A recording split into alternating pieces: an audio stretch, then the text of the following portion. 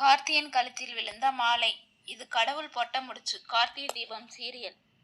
பத்திரிகையில் ரேவதி கணேசன் இருக்கிறத பார்த்து சந்திரகலா கடுப்பாகி, இது இந்த டிரைவரின் வேலையாத்தான் இருக்கும், இவன் தான் இப்படி செஞ்சிருப்பான் என்று சொல்கிறார். உன் பேர் என்ன? இதுவரைக்கும் உன்னோட பேரே சொன்னதே இல்லையே என்று அடுக்கடுக்கான கேள்விகளை கேட்டு பிரச்சனை செய்கிறார். கார்த்திக் என்ன சொல்வது என்று தெரியாமல் நிற்கிறான்.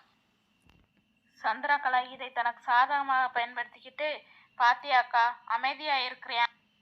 அப்ப உன் பேர் தான் கணேஷ், நீ தான் வேணும்னே இந்த பத்திரிகையில பேரை மாத்திருக்க என்று சொல்கிறாள். அப்போது மயில் வாகனம், அவன் ஊர்ல எல்லாரும் அவனை கிங்குன்னு தான் கூப்பிடுவாங்க, அவன் பேர் ராஜான்னு சொல்லி சமாளிக்கிறான். இன்றைய எபிசோடில் பத்திரிகையில் பெயர் மாறியதால் அனைவரும் குழப்பத்தில் இருக்க, அப்போது சாமுண்டீஸ்வரி டிரைவர் மேல தப்பு இருக்காதுன்னு சொல்லிவிட்டு வேறொரு பத்திரிகையை அடிக்க சொல்கிறாள். அதன் பின் ஒரே ஒரு பத்திரிகை அடித்து கொண்டு வரப்பட்டது. அனைவரும் கோயிலுக்கு கிளம்பின. அப்போது பத்திரிகையை வைத்து சாமி கும்பிடுவதற்காக ஆயாவும் மகேஷும் வருகிறார்கள். அதை பார்த்து கடுப்பான மயில்வாகனன், செய்யற தப்பையெல்லாம் செஞ்சுவிட்டு எதுவுமே செய்யாத மாதிரி இப்படி வந்து நிக்கிறாங்க, இவங்களை எல்லாம் எப்படி கடவுள் வாழ விட போறாருன்னு தெரியல, அந்த மகேஷ் மூஞ்சி எப்படி இருக்குன்னு பாரு, அவனையும் இந்த மாயாவையும் அப்படியே கொன்று விடணும் போல இருக்கிறதுன்னு திட்டிக்கிட்டே இருக்கிறான். அப்போது கார்த்தி அமைதியாக, எதுக்கு இவ்வளவு கோவப்படுறீங்க, இவங்க குற்றவாளிகள் நிரூபிக்க சரியான நேரம் வரும், அதுவரை நாம அமைதியா தான் இருக்கணும்னு சொல்றோம்.